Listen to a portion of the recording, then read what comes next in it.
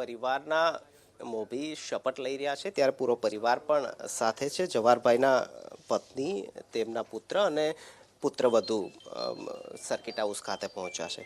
ખાસ પતિ તરીકે જવાહરભાઈને ચાવડાજીને આપે વિધાનસભા ગૃહની અંદર તો જોયા હશે, હવે કદાચ સ્વર્ણિમ 1 કે સ્વર્ણિમ 2ની અંદર પણ જોવા મળે. શું કહેશો? ખુશીનો સમય કઈ રીતે તમે જોઈ રહ્યા છો? ખૂબ જ ખુશ છીએ, કારણ કે 1990માં જ્યારે તેઓ ધારાસભ્ય થયા ત્યારે સૌથી નાની ઉંમરના ધારાસભ્ય તરીકે ચૂંટાયેલા હતા, અને ત્યારે એમની પત્ની હોવાનો મને ત્યારે પણ ખૂબ ગર્વ હતો.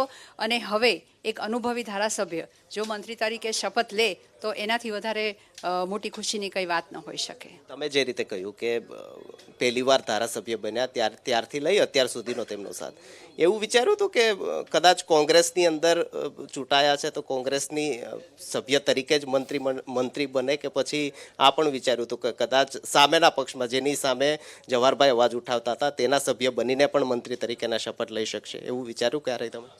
એક નિષ્ઠાવાન કાર્યકરની પત્ની તરીકે હંમેશા મને એવું જ સમજાવવામાં આવ્યું હતું કે આપણે આપણું કર્મ કરવાનું, પક્ષાંતરની વાત પણ ન કરવી, એ ભાજપ હોય કે કોંગ્રેસ હોય. આપણી ફરજ છે કે આપણે આપણું કામ કરવાનું, એટલે ક્યારે મેં એવું નહોતું વિચાર્યું. એમના પુત્ર પણ આપણી સાથે છે. પિતાજી હવે મંત્રી બની રહ્યા છે, શું કહેશો? કેટલી ખુશી? મંત્રીની વાત તો મને ખ્યાલ નથી. આજે 12 વાગે સીએમ સાહેબને મળવા જવાના હતા, એટલે અમને પણ ઈચ્છા હતી એમને મળવાની, એટલે અમે કીધું કે અમે તમારા ભેગા આવી શકતા હોય તો અમારે આવવાની ઈચ્છા છે, એટલે અમે ભેગા જ આવીશું.